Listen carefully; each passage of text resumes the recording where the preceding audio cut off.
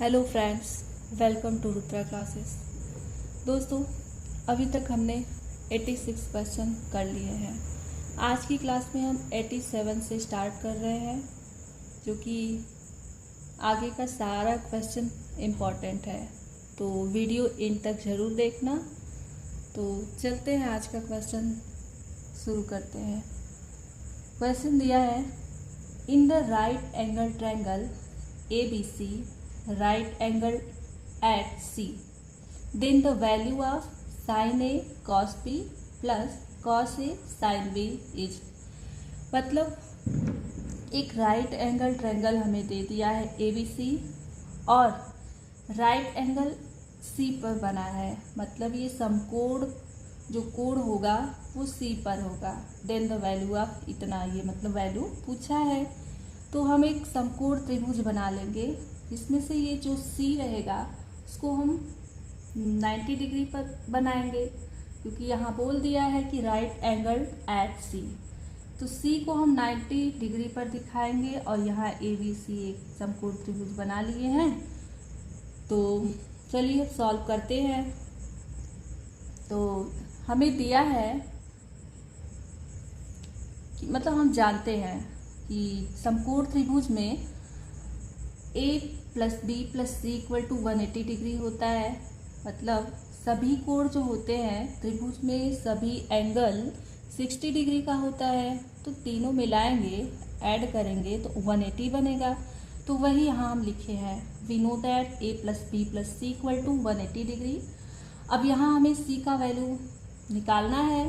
तो C का value क्योंकि हमें पता है, तो C को हम दूसरे साइड लेके जाएंगे 180 के पास। तो वह A plus B equal to हो जाएगा 180 माइनस ये C होगा, और यहाँ A plus B equal to 180। अब C की जगह हम 90 डिग्री रख देंगे, क्योंकि इसका वैल्यू 90 डिग्री ये कह दिया है क्वेश्चन में। राइट एंगल ट्रायंगल है, समकोण बना रहा है, तो 180 डिग्री माइनस 90 डिग्री। अब A प्लस B का वैल्यू हम निकाल चुके हैं, यहाँ आ गया 90 डिग्री A प्लस B का वैल्यू।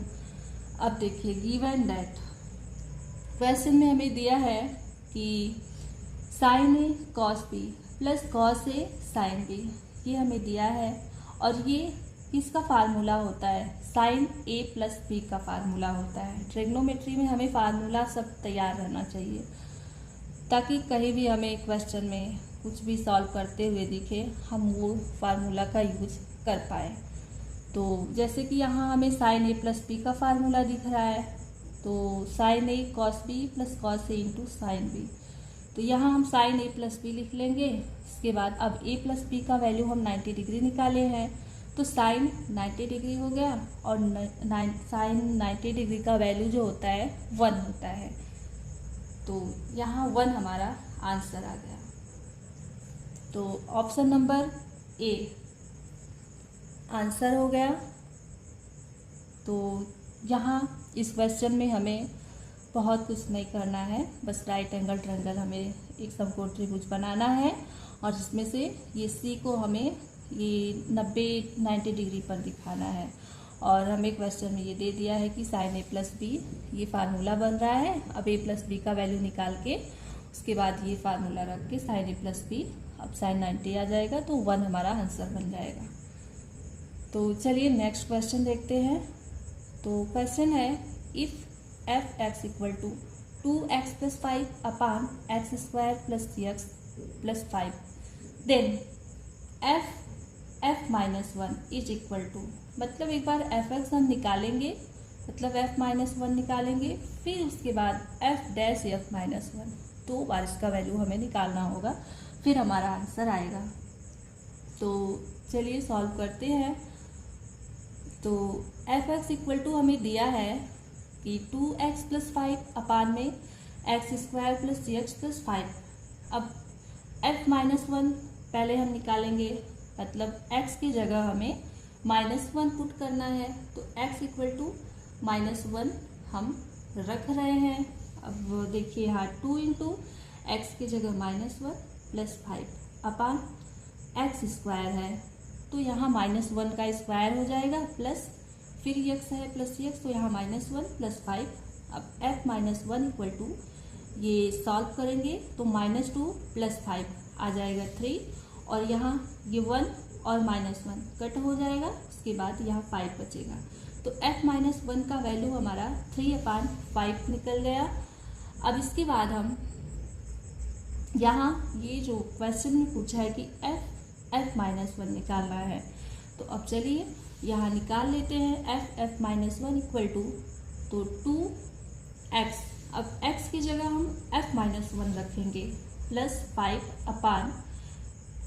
f-1 का होल स्क्वायर। यहाँ x है तो x की जगह हमें f-1 रखना है, तो f-1 का होल स्क्वायर हो गया, प्लस अब x की जगह f-1 रखें प्लस 5। अब इतना हो गया। अब इसको हम सिंप्लीफाई करेंगे और हमारा आंसर आ जाएगा। तो चलिए यहाँ हो गया 2 इंटू f-1 का हम वैल्यू यहाँ निकाले हैं 3/5, तो यहाँ 3/5 रख दिए प्लस 5 अपान f-1 का होल स्क्वायर करना है। तो यहाँ f-1 का वैल्यू 3/5 है, तो f-1 का होल स्क्वायर करेंगे तो 9/25 आ जाएगा। उसके बाद प्लस 3/5, यहाँ x है तो f-1 की जगह 3/5 रखेंगे प्लस 5। अब इसको सिंप्लीफाई करेंगे थोड़ा और, उसके बाद आ जाएगा 6/5 प्लस 5 अपान में 9 यहाँ सब एलसीएम ले लेंगे। एलसीएम लेने के बाद यहाँ 25 एलसीएम आया, उसके बाद इसको सॉल्व करेंगे, आ जाएगा 9 + 15 + 125 इक्वल टू, यहाँ भी एलसीएम ले लेंगे तो आ जाएगा 5, ऊपर या 6 + 25, ये पूरा सॉल्व करेंगे। इसके बाद आ जाएगा 31/5 मल्टीप्लाई बाई 25/149। अब 5 और 25 ये कट गया, मतलब 5 से कट रहा है तो यहाँ 5 बचेगा और ये 5 कट जाएगा। उसके बाद हमारा 31 मतलब 31 में 5 का मल्टीप्लाई करेंगे, उसके बाद आ जाएगा 155 अपान में 149। ये हमारा आंसर हो जाएगा। तो ऑप्शन नंबर 155 अपान 149, ऑप्शन नंबर ये हमारा ऑप्शन नंबर ए आंसर हो जाएगा। तो यहाँ क्वेश्चन में हमें फिर से एक बार रिवीजन कर दे रहे हैं। क्वेश्चन में हमें f(x) का वैल्यू दिया है और हमसे पूछा है f(f-1) का वैल्यू हमें मतलब निकालना है। तो -1 है, x की जगह हम -1 रख देंगे, तो एक बार हम f-1 निकालेंगे, फिर दूसरी बार f-1 x की जगह f-1 रखेंगे और इसको सिंप्लीफाई करेंगे, हमारा आंसर आ जाएगा। चलिए नेक्स्ट क्वेश्चन देखते हैं 89 नंबर। तो नेक्स्ट क्वेश्चन 89 में दिया है the projection of the projection of a line segment on the coordinate axis are 2, 3, 6. The direction cosine of the line are, तो प्रोजेक्शन ऑफ लाइन सेगमेंट हमें ये कोऑर्डिनेट दिया है एक्सिस, और 2, 3, 6 पॉइंट पर हमें निकालना है the direction cosine of the line. तो देखिए लाइन सेगमेंट जो है इसको हम ऐसे लिख सकते हैं 2i + 3j + 6k। अब इसके बाद पहले कॉन्सेप्ट देख लेते हैं, उसके बाद क्वेश्चन सॉल्व करते हैं। तो होता क्या है यहाँ कि formula for direction cosine, direction cosine के लिए जो फार्मूला होता है वो होता है अल्फ़ा = a/r, बीटा = b/r और गामा = c/r। वेयर अब a b c ये क्या होता है, तो वहाँ मतलब a b c are the direction ratio of the line. A B C जो होते हैं वो डायरेक्शन रेशियो ऑफ लाइन का डायरेक्शन होता है रेशियो का, एंड आर = होता है √a² + b² + c²। तो in other words the direction cosine are the cosine of the angle made by the line with the XYZ axis. यहाँ जैसे कि क्वेश्चन में हमें यही बोला है, तो ये हम यूज करेंगे, ये फार्मूला दोनों यहाँ यूज कर लेंगे। ए अपान आर, अब ए की जगह और बी की जगह सी की जगह हमें 2, 3, 6 ये पॉइंट दिया है, और आर इक्वल टू हमारा हो जाएगा under root A square plus B square plus C square, इसका स्क्वायर हम कर देंगे ये जो पॉइंट दिया है बी सी। तो चलिए अब निकालते हैं लाइन सेगमेंट, इसको हम ऐसे लिख सकते हैं 2i plus 3j plus 6k। तो डायरेक्शन कोसाइन के लिए पूछा है, तो कॉस अल्फा इक्वल टू हो जाएगा ए अपान आर, तो ए की जगह 2 है और R equal to under root A square plus B square plus C square करना है।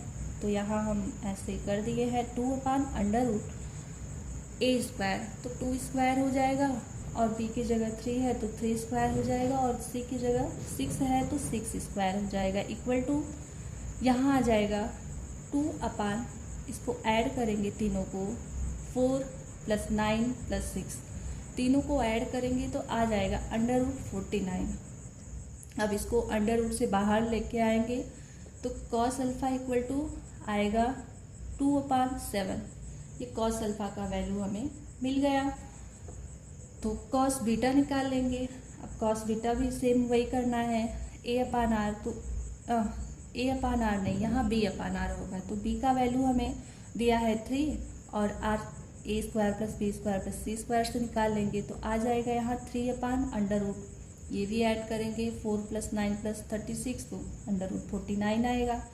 अब कॉस बीटा इक्वल टू निकल गया 3 अपान, ये अंडर रूट से बाहर निकलेगा 7 आएगा, तो 3 अपान 7 हो जाएगा। अब कॉस गामा भी बस ऐसे ही निकालना है, सी अपान आर, तो आर की जगह वही रखेंगे A square plus B square plus C square, तो 6 अपान अंडर रूट 49 आया। तो हमारा आंसर आ जाएगा, ये कॉस गामा का वैल्यू भी 6 अपान 7 आया। तो डायरेक्शन कोसाइन ऑफ लाइन जो निकलेगा हमारा 2 अपान 7, 3 अपान 7 एंड 6 अपान 7, ये हमारा आंसर हो जाएगा। कितना होगा? 2 अपान 7, 3 अपान 7 एंड 6 अपान 7, ये तीनों हमारा आंसर हो जाएगा। तो ऑप्शन नंबर देख लेते हैं कौन सा है, 2 अपान 7, 3 अपान 7, 6 अपान 7, ऑप्शन नंबर बी हमारा आंसर है। तो चलिए नेक्स्ट क्वेश्चन देखते हैं। तो क्वेश्चन है हमारा 90 नंबर क्वेश्चन है, in 1 root of X square minus 12x plus 3k equal to 0 is square of the other, then the value of k is. तो यहाँ हमें ये एक रूट दे दिया है जो कि क्वाड्रेटिक इक्वेशन में है, is square of the other. यहाँ बोला है कि जो एक रूट तो मान लो अल्फ़ा है और एक दूसरे का स्क्वायर है, मतलब एक अल्फ़ा है तो दूसरा अल्फ़ा स्क्वायर हो जाएगा, मतलब अगर एक ए ले रहे हैं तो दूसरा ए स्क्वायर लेंगे, यहाँ यही क्वेश्चन में बोला है। अब उसके बाद हम सम ऑफ रूट करके और प्रोडक्ट ऑफ रूट करके हमें मतलब ऐसे ही सॉल्व करना है और के का वैल्यू निकालना है। तो चलिए सॉल्व करते हैं। तो हमें दिया है क्वेश्चन में, क्वाड्रेटिक इक्वेशन में दिया है द्विघात समीकरण में X square minus 12x plus 3k equal to 0। अब इतना हमें दिया है तो हम सम ऑफ रूट्स पहले निकालेंगे। तो सम ऑफ रूट्स होता है alpha plus beta equal to minus B upon A. क्या होता है? Minus B upon A. तो क्वेश्चन में जैसा कि हमें कहा गया है कि एक रूट जो है दूसरे का स्क्वायर है, एक रूट दूसरे का वर्ग है, तो यहाँ हम ऐसे ही कर दिए, एक अल्फ़ा स्क्वायर कर दिए और एक अल्फ़ा कर दिए, equal to minus B upon ए होता है, तो माइनस बाहर है और b का वैल्यू हमें -12 दिया है, तो -12 और a का वैल्यू 1 दिया है, तो माइनस बी अपान ए -12 अपान 1 आया। तो यहाँ हमारा बन जाएगा अल्फ़ा प्लस बीटा, मतलब कि ये अल्फ़ा स्क्वायर प्लस अल्फ़ा है, क्वेश्चन में ऐसा कुछ कहा गया है तो हम ऐसे ही बना दिए हैं। तो आ गया अल्फ़ा स्क्वायर प्लस अल्फ़ा, ये माइनस माइनस प्लस हो जाएगा तो +12 हो जाएगा, तो इसको दूसरे साइड लाएंगे तो -12 हो जाएगा इक्वल टू 0। अब इसको सॉल्व कर लेंगे, इसको सॉल्व करेंगे तो आ जाएगा देखिए यहाँ 4 में 3 का मल्टीप्लाई करेंगे 12 आएगा, और 4 में 3 घटाएंगे ये अल्फा बनेगा, तो मतलब 1 आ जाएगा। तो इसी टाइप से हम ये द्विघात समीकरण जो है इसको सॉल्व करेंगे। बन जाएगा alpha square plus 4 alpha minus 3 alpha minus 12 equal to 0। अब यहाँ अल्फा कॉमन ले लेंगे, यहाँ आएगा अल्फा प्लस 4। अब इसमें माइनस 3 कॉमन लेंगे, आएगा अल्फा। 3 में 4 का ये डिवाइड करेंगे 12 में 3 का, तो आ जाएगा अल्फा प्लस 4 इक्वल टू 0। अब एक हमारा अल्फा इक्वल टू 3 बना, मतलब alpha minus 3 equal to 0, alpha plus 4 equal to 0। तो एक रूट हमारा अल्फा इक्वल टू 3 आया और दूसरा अल्फा इक्वल टू माइनस 4। तो ये माइनस वाला हम निगेटिव वैल्यू नहीं लेते हैं, तो पॉजिटिव वैल्यू लेंगे। अल्फा इक्वल टू 3 आ गया, यहाँ ये हमारा आ गया है, अल्फा इक्वल टू निकल चुका है। अब इसके बाद हम प्रोडक्ट ऑफ रूट निकालेंगे। Product of root equal to होता है alpha into beta equal to C upon A. तो जहाँ जैसा कि बोला है कि एक रूट दूसरे का वर्ग है, तो अल्फा इंटू अल्फा स्क्वायर करेंगे equal to C upon A. C upon ए बोला है तो सी की जगह 3k है, सी की जगह हमारा 3k है और ए की जगह 1 है, तो सी अपान ए 3k अपान 1 हो जाएगा। 3k अपान 1 होगा तो आ जाएगा हमारा alpha cube equal to 3k। अब देखिए k इक्वल टू हो जाएगा ये अल्फा क्यूब अपान में 3 हो जाएगा। अब इसके बाद k equal to alpha equal to हम यहाँ 3 निकाले हैं, अब ये वैल्यू हम यहाँ पुट कर देंगे, तो आ जाएगा 3 का होल क्यूब। 3 का होल क्यूब कितना होगा 27 अपान 3। अब इसको कट करेंगे, आ जाएगा 9। k इक्वल टू 9 हमारा आंसर हो जाएगा। तो ऑप्शन नंबर सी इसका आंसर होगा। तो दोस्तों इस क्वेश्चन में हमें ये देखना है कि इसमें एक क्वाड्रेटिक इक्वेशन दिया है और इसमें कहा गया है कि एक रूट जो है दूसरे का, एक मूल जो है दूसरे का वर्ग है। बस यही हम कर देंगे और मूलों का योग मतलब सम ऑफ रूट्स निकालेंगे और सम ऑफ प्रोडक्ट, उसके बाद हम k का वैल्यू निकाल लेंगे और हमारा आंसर आ जाएगा। तो नेक्स्ट क्वेश्चन देखते हैं 91 नंबर क्वेश्चन। तो क्वेश्चन है if magnitude of vector A equal to 3 दिया है, magnitude of vector B equal to 4 दिया है और magnitude of vector A plus vector B equal to 5 दिया है, then magnitude of vector A minus vector B equal to हमसे पूछा है क्वेश्चन में। तो सॉल्व कर लेंगे। सबसे पहले तो हम इसका वर्क कर देंगे, इसका वर्क करेंगे तो वेक्टर ए स्क्वायर और वेक्टर बी होगा, तो यहाँ हम वैल्यू पुट कर देंगे, उसके बाद इसका वर्क करेंगे और वैल्यू हम निकाल लेंगे। चलिए सॉल्व करते हैं। तो सबसे पहले तो यहाँ हम क्वेश्चन में दिया गया है ये लिख लेंगे कि vector A plus magnitude of vector A plus vector B equal to 5 है। अब इसका स्क्वायर करेंगे, स्क्वायर बोथ साइड, तो स्क्वायर करने के बाद आ जाएगा magnitude of vector A square plus magnitude of vector B square plus 2 into vector A dot vector B equal to, यहाँ 5 स्क्वायर है तो ये 25 हो जाएगा। अब इसके बाद vector A, magnitude of vector ए का वैल्यू हमें दिया गया है 3 और मैग्नीट्यूड ऑफ वेक्टर बी का वैल्यू भी हमें दिया गया है 4। अब इसकी जगह पे हम रख देंगे, तो इसका स्क्वायर करेंगे 3 का तो 9 आएगा और 4 का स्क्वायर करेंगे 16 आएगा, प्लस 2 इंटू मतलब vector A dot vector B equal to 25। तो यहाँ ये ऐड करेंगे तो 25 आएगा और इक्वल टू 25 है, तो ये इस साइड लाएंगे तो कट जाएगा, तो दोनों कैंसिल आउट हो जाएगा। बचेगा हमारे पास 2 vector A dot vector B, तो 2 इक्वल टू 0 है। अब 2 इस साइड जाएगा तो मतलब 0 ही आ जाएगा। हमारा बन जाएगा कि vector A dot vector B का वैल्यू हम 0 निकाल चुके हैं। उसके बाद अब देखिए हमसे magnitude of vector A minus magnitude of vector B पूछा है। अब इसका भी स्क्वायर कर देंगे, इसका स्क्वायर करेंगे, फिर हमारा यही बनेगा कि ये फार्मूला लगा देंगे ए माइनस बी का होल स्क्वायर, तो magnitude of vector A square plus magnitude of vector B square minus two vector A dot vector B.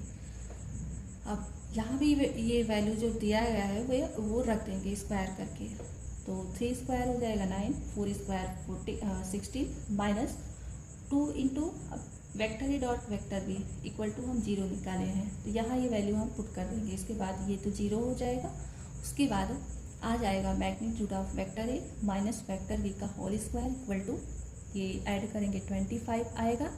उसके बाद हम ये स्क्वायर हटा देंगे तो आ जाएगा ये जो हमसे क्वेश्चन में पूछा है वो वैल्यू हम निकाल लेंगे। Magnitude of vector A minus vector B equal to आ जाएगा, इसका स्क्वायर रूट करेंगे तो 5 आ जाएगा आंसर। तो इस क्वेश्चन में हमारा आंसर आ चुका है 5, ऑप्शन नंबर ए, ये हमारा आंसर है। तो देखते हैं नेक्स्ट क्वेश्चन क्या दिया है। नेक्स्ट क्वेश्चन में दिया गया है कि the area of the region bounded by Y square equal to 8x and Y equal to 3x minus 2 in square unit is equal to. तो ये पैराबोला का है। ये क्वेश्चन हम पिछली क्लास में कर चुके हैं, बहुत ही डिटेल में बताए हैं, तो यहाँ भी 2 मिनट में लेके मतलब 2 मिनट में कुछ समझा देंगे। तो जैसा कि यहाँ हमें दिया गया है Y square equal to 8x, तो पता चल रहा है कि ये राइट हैंड पैराबोला है। अगर लेफ्ट हैंड पैराबोला होता तो यही चीज़ हमें ये माइनस में दिया होता, तो हम पहचानते कि ये लेफ्ट हैंड पैराबोला है। और अगर आपसे यहाँ मतलब अब अपवर्ड और डाउनवर्ड पैराबोला कैसे पहचानते, तो वहाँ ये वाई स्क्वायर की जगह हमें ये ऐसा फॉर्म वहाँ ना बनता, वहाँ बनता कि x square equal to 8y, वहाँ ऐसा फॉर्म बना था। तो अगर अपवर्ड पैराबोला होता तो वहाँ बोला होता कि x square equal to 8y, और अगर डाउनवर्ड पैराबोला होता तो बोला होता वहाँ वाई स्क्वायर इक्वल टू नहीं X square equal to minus 8y, ऐसा यहाँ होता। तब हम पहचानते कि मतलब ये चारों हम पहचानेंगे कैसे, इसके लिए ये ट्रिक होता है, क्योंकि हमें वो कंपेयर करना होता है उसी से। अगर अपवर्ड और डाउनवर्ड के लिए हम कंपेयर करेंगे x square equal to 4ay, और लेफ्ट हैंड पैराबोला और राइट हैंड पैराबोला के लिए हम कंपेयर करेंगे Y square equal to 4ax से। तो ये चीज़ तो हम चारों मतलब पहचानेंगे कैसे, ये चारों कौन से मतलब क्वेश्चन में दिया गया है, क्या दिया गया है, तो ये तो हम पहचान लेंगे। तो एक चीज़ और रहता है y equal to mx plus C, ये स्लोप फॉर्म में दिया रहेगा। यहाँ क्वेश्चन में कभी कभी ऐसा भी देता है कि यहाँ c का वैल्यू नहीं दिया होता, तो उसके लिए भी फार्मूला अलग होता है।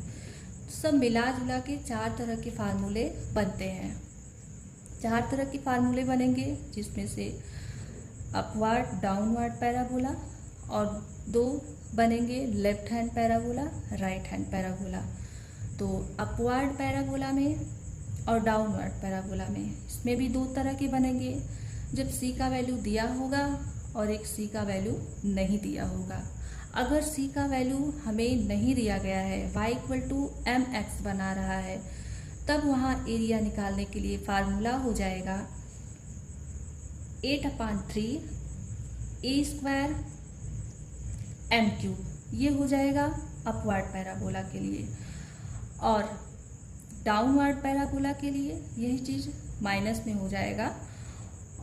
और अगर c का वैल्यू हमें दिया है, ये दूसरा फार्मूला एरिया के लिए हो जाएगा अपवर्ड पैराबोला में, बस 8/3 a स्क्वायर m क्यूब रहेगा, बस गुणे 27 कर देंगे, मतलब एरिया इक्वल टू बन जाएगा फार्मूला 27 गुणे 8/3 a स्क्वायर m क्यूब। ये अपवर्ड पैराबोला के लिए फार्मूला बनेगा एरिया निकालने के लिए। और अगर हमसे राइट हैंड पैराबोला, जैसा कि क्वेश्चन में हमें यही दिया गया है राइट हैंड पैराबोला और लेफ्ट हैंड पैराबोला, ये दोनों के लिए एरिया निकालने के लिए पूछे, तो इसके लिए 2 फार्मूला होगा। कहीं सी का वैल्यू नहीं दिया रहेगा और कहीं दिया रहेगा, क्वेश्चन में दोनों पूछ सकता है। तो इसके लिए फार्मूला बन जाएगा, अगर सी का वैल्यू हमें नहीं दिया गया है, y equal to M X के फॉर्म में हमें वैल्यू दिया गया है, तब हम एरिया निकालने के लिए a इक्वल टू रखेंगे 8/3 इंटू ए स्क्वायर अपान यम क्यूब। वहाँ यम क्यूब ऊपर था, ये राइट हैंड पैराबोला में अपान हो जाएगा ए स्क्वायर अपान यम क्यूब। और जब सी का वैल्यू हमें दिया होगा, सी का वैल्यू अगर हमें दिया है तो एरिया इक्वल टू मतलब ए इक्वल टू हो जाएगा 27, ये 8/3 तो रहेगा ही, ये सारा मतलब ये सारी चीज़ें हमें फार्मूला यही यूज करना है, बस 27 लग जाएगा, 27 इंटू 8/3 ए स्क्वायर अपान यम क्यूब। तो ये था हमारा ये चारों फार्मूला, जैसा कि क्वेश्चन में हमें ये राइट हैंड पैराबोला दिया गया है, तो इसके लिए हम यहाँ लगा लेंगे फार्मूला। सब फार्मूला होता क्या है, एरिया इक्वल टू 27 गुणे ये 8/3 ए स्क्वायर अपान यम क्यूब, क्योंकि राइट हैंड पैराबोला है तो यम क्यूब नीचे आएगा। तो ए और यम का वैल्यू अब क्या होगा, तो ये क्वेश्चन से हमें निकालना होगा, क्वेश्चन में मतलब जो दिया रहेगा हम कंपेयर करेंगे और निकल जाएगा ए और एम का वैल्यू। तो चलिए निकालते हैं। Y square equal to 8x है, Y square equal to 8x है, तो राइट हैंड पैराबोला में हमें कंपेयर किससे करना होगा, Y square equal to 4ax से। तो कंपेयर करने पर हमारा मिला 4a इक्वल टू 8, तो a इक्वल टू हमें मिल जाएगा 2, a इक्वल टू 2। अब m इक्वल टू निकालेंगे, तो ये स्लोप फॉर्म में है, तो यहाँ वो फार्मूला होता है y equal to M X plus C. तो यहाँ से निकालेंगे, ये कंपेयर करेंगे, तो m की जगह हमें यहाँ 3 दिया है, तो m इक्वल टू 3 हो जाएगा, m equal to 3, a equal to 2। अब इस फार्मूले में हम रख देंगे, तो 27 इंटू 8/3, a की जगह हम 2 रखेंगे और m की जगह 3 रखेंगे, आ जाएगा एरिया इक्वल टू 27 इंटू 8/3, 2 का होल स्क्वायर करेंगे यहाँ और 3 का स्क्वायर करेंगे। इसके बाद आ जाएगा a equal to 27 into 8/3 into 2 का स्क्वायर 4, 3 का स्क्वायर 27। अब देखिए एरिया इक्वल टू हमारा निकल चुका है, ये 27 कैंसिल आउट हुआ, बचा हमारे पास 8 में 4 का मल्टीप्लाई करेंगे, आ जाएगा 32 और अपान में 3, यही हमारा आंसर हो जाएगा। एरिया इक्वल टू आ जाएगा 32/3 स्क्वायर यूनिट। तो ऑप्शन नंबर हो जाएगा 32/3 square unit, option number C. तो दोस्तों मिला जुला के हमारे पास 4 तरह के फार्मूले बनेंगे और 4 टाइप के हमें क्वेश्चन दिए होते हैं। तो ज़्यादा करके तो हमें अपवर्ड पैराबोला और राइट हैंड पैराबोला ये दोनों दिया रहता है, क्योंकि ये डाउनवर्ड और लेफ्ट हैंड पैराबोला ये दोनों तो निगेटिव वैल्यू रहेंगे, बस उसी से हम पहचान लेंगे। और ये फार्मूले में भी कुछ चेंजेस नहीं होगा, बस माइनस में आ जाएगा। तो मिला जुला के यही 4 तरह के फार्मूले हैं। अगर एरिया निकालने के लिए आपसे पूछ रहा है तो वो 4 फार्मूले आप ध्यान में रखिए, उसके बाद आप चाहे जैसा क्वेश्चन घुमा फिरा के देगा आप सॉल्व कर लेंगे। तो नेक्स्ट क्वेश्चन देखते हैं 93 नंबर। तो क्वेश्चन में है, क्वेश्चन दिया है हमें, इफ x के power y equal to e के पावर x माइनस वाई। तो दिया है कि इफ x के power y equal to e के power x minus Y then dy by D X is equal to. तो यहाँ हमें इसका डिफरेंशियल करना है, तो चलिए सॉल्व करते हैं। देखने में तो बहुत छोटा लग रहा है, लेकिन थोड़ा सा ये बड़ा होगा, तो चलिए सॉल्व करते हैं। x की power y equal to e की पावर x माइनस वाई, ये हमें क्वेश्चन में दिया गया है। तो टेकिंग बोथ साइड लॉग, दोनों साइड हम लॉग ले लेंगे, क्योंकि हमें डिफरेंशियल करना है, तो इसका तो हम कर नहीं सकते लॉग लिए बिना, तो लॉग ले लेते हैं। हो जाएगा लॉग x की power y equal to log e की पावर x माइनस वाई। अब इतना हो चुका है, इसके बाद हम अब सॉल्व करेंगे। आ जाएगा, अगर हमें ये लॉग में मतलब कुछ कॉन्सेप्ट होते हैं, अगर हमें दिया है लॉग a के पावर x, ऐसा हमें दिया है, तो हम इसको लिख सकते हैं x लॉग ए, ऐसा लिख सकते हैं। तो यही हम यहाँ बना लेंगे। तो y log x हो जाएगा इक्वल टू, ये पावर वाला वैल्यू हम पहले ले सकते हैं, तो x minus Y equal to, नहीं sorry, x minus Y log e। अब इतना हमारा बन चुका है। उसके बाद हम लिख लेंगे y log x equal to x minus Y. ये log e जो है इसका वैल्यू 1 होता है, log e इक्वल टू 1 होता है, ये आप ध्यान में देना। मतलब ये log में कॉन्सेप्ट होता है, log e इक्वल टू 1। तो y log x equal to x minus Y हो गया। अब y एक साइड दोनों कर लेंगे, तो y प्लस, यहाँ माइनस में है तो ये साइड आएगा प्लस में हो जाएगा, y plus y log x equal to, इस साइड x बचा है उसको हम लिख लेंगे, y यहाँ दोनों में है तो कॉमन ले लेंगे, बचा हमारे पास 1 plus log x equal to x। अब y का हम वैल्यू निकाल लेंगे, y equal to x upon 1 plus log x, क्योंकि हमें dy बाई डी एक्स निकालना है, मतलब इसका डिफरेंशियल करना है, तो y का ही हम करेंगे। तो चलिए अब डिफरेंशियल इसका कर लेते हैं। तो आ जाएगा dy by D X equal to, देखिए अब ऐसा अगर हमें मतलब दिया है क्वेश्चन में और हमसे मतलब dy बाई डी एक्स मतलब डिफरेंशियल निकालने को बोल रहा है, तो इसके लिए फार्मूला होता है। फार्मूला क्या होता है कि पहले तो हम जो अंश में होगा, मतलब जो न्यूमरेटर में होगा, उसको सबसे पहले हम मतलब डिनोमिनेटर जो हर में होगा उसको पहले कांस्टेंट रखेंगे। उसके बाद जो अंश में होगा न्यूमरेटर, उसको हम उसका dy बाई डी एक्स करेंगे माइनस, फिर हम जो ये अंश में होगा उसको कांस्टेंट रखेंगे और जो हर में होगा उस वैल्यू को मतलब उसका dy बाई डी एक्स लेंगे, उसका डिफरेंशियल करेंगे अपान में ये हर का स्क्वायर, ये फार्मूला होता है। तो ठीक वैसे यहाँ हम कर लिए हैं dy बाई डी एक्स।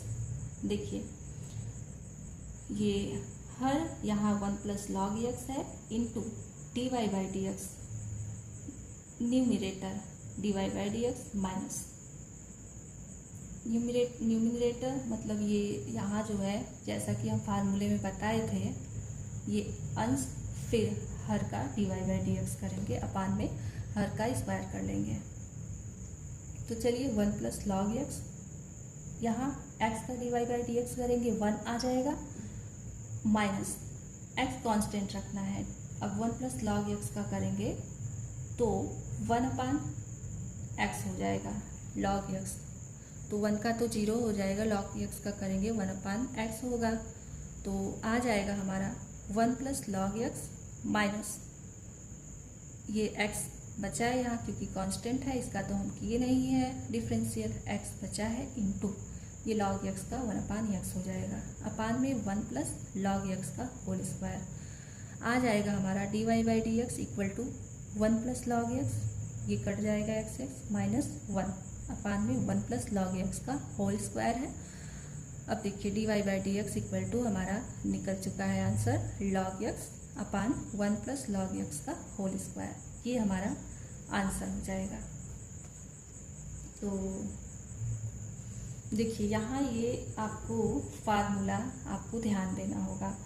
अगर आपको ऐसा मिल रहा है तो ये फार्मूला हमें होता है कि ये देखिए हर into dy by D X, मतलब ये कांस्टेंट रखना है, जो डिनोमिनेटर है इसको कांस्टेंट रखना है, into dy by D x, हमें ये न्यूमरेटर मतलब अंश का dy बाई डी एक्स करना है, माइनस ये x मतलब ये न्यूमरेटर, फिर अंश को कांस्टेंट रखना है into dy by D x करना है ये हर का 1 प्लस x, मतलब ये हर का dy बाई डी एक्स करना है अपान हर का डिनोमिनेटर का स्क्वायर, ये हमें करना होगा, यही हमारा फार्मूला होता है।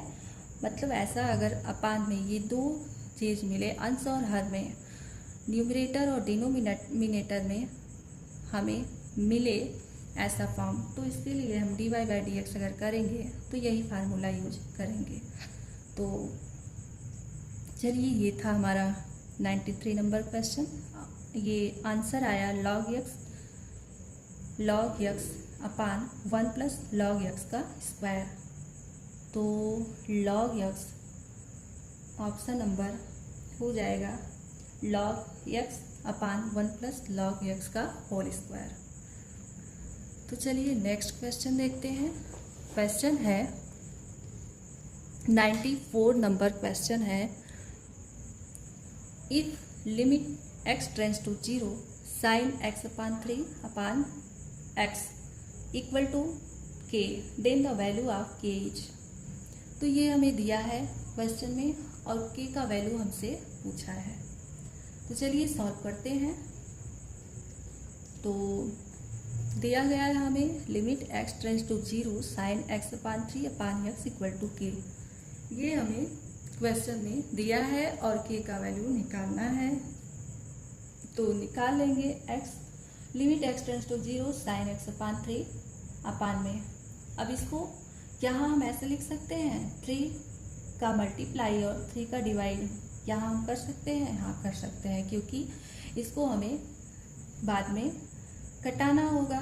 तो काटने के लिए यहाँ हम 3 से मल्टीप्लाई किए और 3 से डिवाइड किए, तो इससे तो कुछ फर्क नहीं पड़ने वाला है यहाँ, क्योंकि ये कटेगा तो 1 ही हो जाएगा और x ही हमारा बचेगा यहाँ।